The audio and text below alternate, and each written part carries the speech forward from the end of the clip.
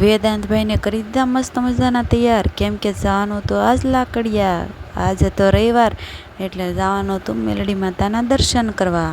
અમારા ગામથી લાકડિયા 4 કિલોમીટર દૂર થાય છે. રસ્તાનો આનંદ લેતા લેતા નીકળી ગયા. વેદાંતભાઈને તો ગાડીમાં બેસવું બહુ ગમે, એટલે લીલાછમ ખેતર જોતા જાય ને આનંદ લેતા જાય.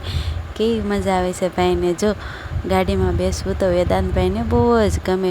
ખૂબ જ સુંદર મજાનો નજારો હતો. ચોમાસાની ઋતુ હતી એટલે ચારે બાજુ લીલાછમ ખેતરો હતા. રસ્તામાં સાંજના સમયે ખૂબ જ મજા આવે. સાવ શાંત વાતાવરણ હતું એટલે બહુ મજા આવે હતું. સાંજનો સમય હતો. વેદાંતભાઈ હારે હતા અને ચારે બાજુ હરિયાળી અને મન એકદમ પ્રફુલ્લિત થઈ જાય એવું વાતાવરણ હતું. અમને ખૂબ જ મજા આવી. વરસાદનું વાતાવરણ હતું. ઝીણો ઝીણો વરસાદ આવતો હતો. બહુ ખાસ આવતો નહોતો, ઝીણો ઝીણો આવતો હતો એટલે બહુ મજા આવતી હતી. ચારે બાજુ નાના નાના ડુંગરા હતા. વરસાદના કારણે લીલાછમ ડુંગરા થઈ ગયા હતા. આ રસ્તાનો આનંદ લેતા લેતા અમે પહોંચી ગયા લાકડિયા ગામમાં, મેલડી માતાના ગામમાં. આ સુંદર મજાનું એક નાનકડું ગામ છે જે બધા ડુંગરાની વચ્ચે ઘેરાયેલું છે અને લીલીછમ વાડીઓની વચ્ચે છે. આ ગામની વસ્તી બહુ ઝાઝી નથી, પણ આ ગામ સાવ નાનકડું અને સુંદર મજાનું ગામ છે. ત્યાં મેલડી માતાનું મંદિર છે. એ મંદિરે દર્શન કરવા માટે અમે આવ્યા હતા. અમે પહોંચી ગયા મેલડી માતાના મંદિરે. રોજબરોજની દોડધામ ભરી જિંદગીમાં શાંતિની અનુભૂતિ કરાવતું સ્થાન એટલે માં જોગમાયા મેલડીનું આ દિવ્ય સ્થાન છે, જે લીલાછમ ખેતરોની વચ્ચે આવેલું અને ગામની ફરતે નાની નાની ટેકરીઓ. એક નાનકડું ગામ લાકડિયા જે મહામાયા મેલડીનું સ્થાન છે, જેને કાળિયા કુવાના મેલડીમાં કહેવાય છે. રવિવારના દિવસે ઘણા બધા ભક્તો આવે છે. વેદાંતને આપી દીધું શ્રીફળ વધારવા. અમે માતાજીના પ્રસાદી સ્વરૂપે એક શ્રીફળ લીધેલું હતું, કેમ કે અમે આજ પહેલી વાર વેદાંતને મેલડી માતાના મંદિરે લઈને આવ્યા હતા. શ્રીફળ વધેરીને અમારે જવાનું હતું માતાજીના દર્શન કરવા માટે, એટલે હું ને વેદાંતભાઈ હાલવા માંડ્યા માતાજીના દર્શન કરવા માટે મંદિર તરફ. માતાજીનું મૂળ સ્થાન જે વડલાની નીચે જે મંદિર આવેલું છે ત્યાં જ છે. અમે પહેલાં દર્શન કરવા માટે એ મંદિરે ગયા. બાજુમાં દેખાય એ વડ ખૂબ જ વિશાળ અને ખૂબ જ મોટો હતો. અત્યારે એ વડ એટલો બધો મોટો રહ્યો નથી. આ મંદિરની અંદર મેલડી માતા અને 2 વીર બેઠેલા છે. એના દર્શન કરવા માટે મંદિરની અંદર અમારે જવાનું હતું.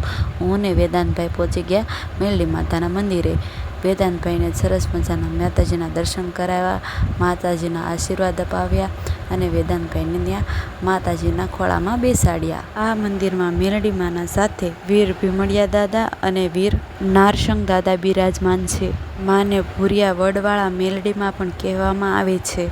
કેવું સુંદર મજાનું મંદિર છે. આ 2 વીર મેલડી માના સાથે આવેલા છે.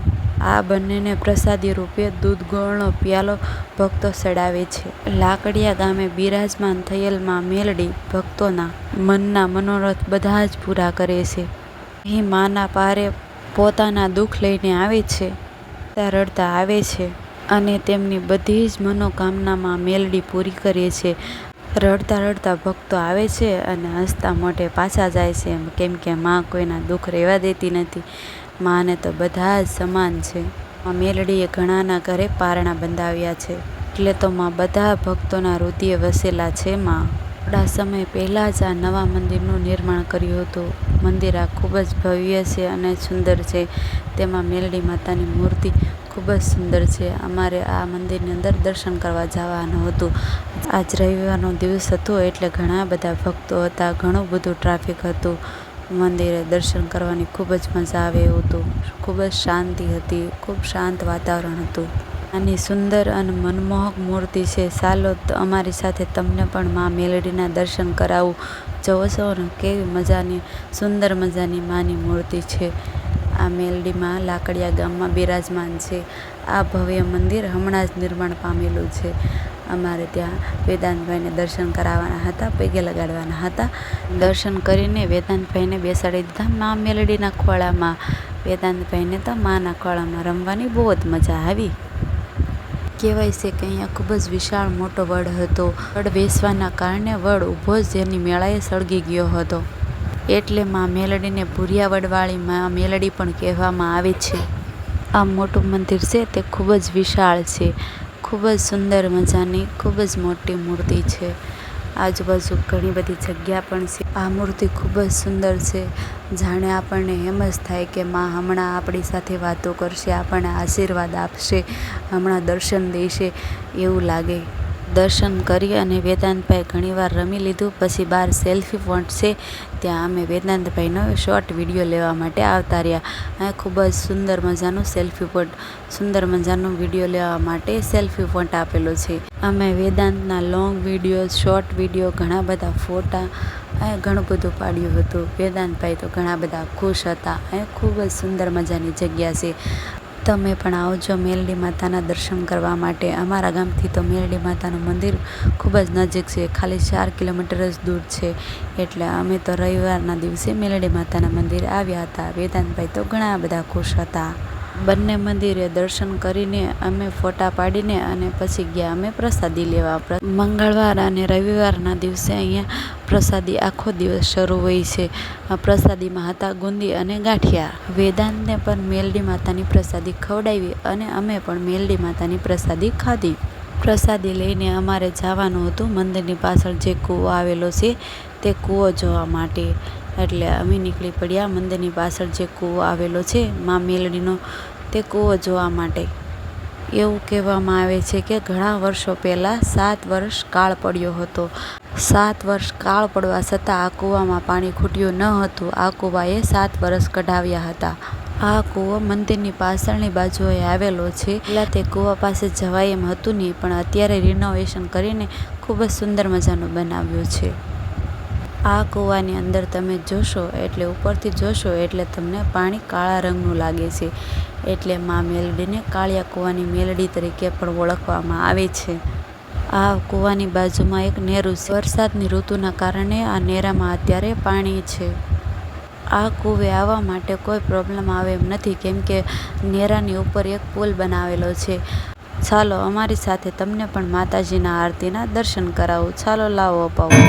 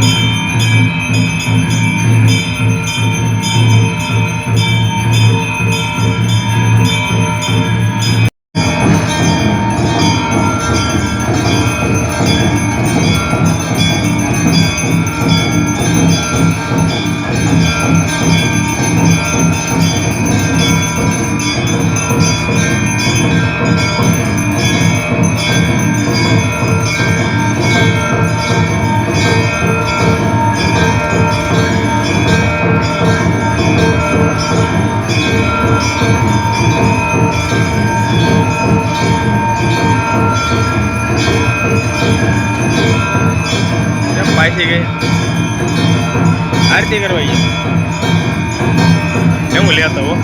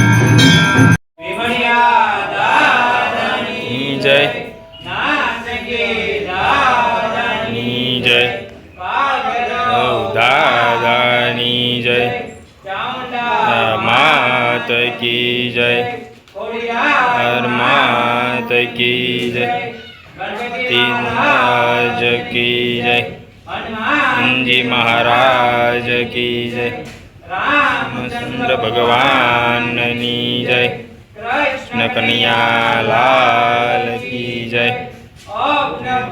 મહારાજ કી જય ઓમ નમઃ પાર્વતી પતિ હર હર મહાદેવ હર સીતારામ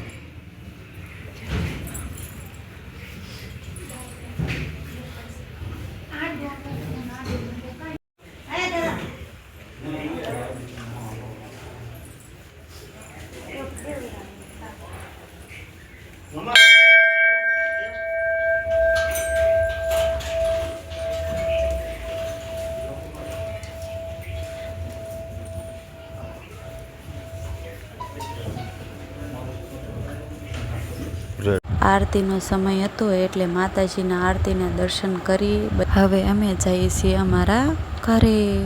આ હતો કાળિયા કૂવામાં મેલડીનો ઇતિહાસ જે તમને મેં કીધો છે. આ મિની બ્લોગ અહીંયા પૂરો થાય છે. વિડીયો કેવો લાગ્યો, તમને ગમ્યો, કમેન્ટ કરજો, શેર કરજો, લાઈક કરજો. તમે બધા પણ એકવાર ચોક્કસ મેલડી માતાના દર્શન કરવા માટે આવજો. અમારા વેદનભાઈની ચેનલને સબસ્ક્રાઈબ કરજો, સપોર્ટ કરજો. વિડીયો કેવો લાગ્યો જરૂરથી કોમેન્ટમાં કહેજો અને કોમેન્ટમાં જય મેલડીમાં લખતા જાજો. અમે જઈએ છીએ અમારા ઘરે અને તમને બધાને સર્વ ભક્તોને જય મેલડીમાં.